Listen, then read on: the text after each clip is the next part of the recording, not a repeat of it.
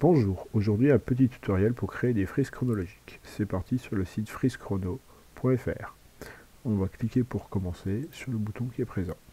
Donc la première chose à faire, c'est de paramétrer notre frise avec les petits détails qu'on a ici, mais surtout l'année de début et l'année de fin de notre frise. Donc on peut changer ça facilement en remplaçant l'année. Par exemple, on peut mettre 2020 ici et on valide. On voit que notre année de fin a changé.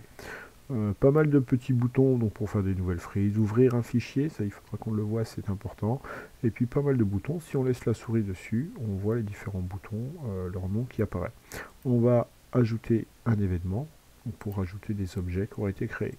On va mettre une date, 1950, et puis par exemple on va préciser que c'est l'invention de... Ce sera à vous de trouver en fonction des dates et du travail que vous avez à faire. On peut choisir de mettre une image ou non. Il faut aller dans ce cas-là, télécharger d'abord les images, et ensuite insérer une image depuis notre ordinateur. Donc on va mettre par exemple cet objet, et puis on va valider. On voit que notre objet est apparu. On peut rajouter aussi des périodes. S'il y a des objets qui étaient utilisés à une certaine période et qui ne le sont plus, par exemple on peut mettre 1970 à 1990. Et puis l'objet qui est utilisé, donc vous marquerez directement le nom de l'objet, et puis on va valider. On voit qu'on a une période qu'on peut déplacer aussi.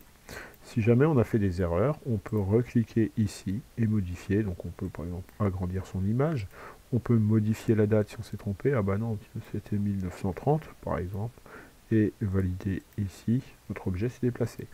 On peut aussi choisir de centrer à gauche par exemple, ou de le mettre au centre. Notre petite date et le nom de l'objet. Voilà pour notre frise, donc à vous de construire les frises selon ce qui vous est demandé. Et on n'oublie pas à la fin d'enregistrer. Attention, quand vous allez enregistrer, vous allez obtenir un fichier qui est créé par FriseChrono et qui sera réutilisable uniquement sur FriseChrono. Donc il faut enregistrer ce fichier. On va choisir où on l'enregistre, c'est un fichier .bin.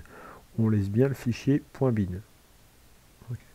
Et quand vous voudrez rouvrir plus tard votre fichier avec une nouvelle frise, donc faire fichier, vous retournez sur FriseChrono, là je ne vais pas sauvegarder, et vous allez choisir ici ouvrir, donc vous partez d'une frise nouvelle, ouvrir, vous ouvrez une sauvegarde, et ce sera un fichier .bin à récupérer.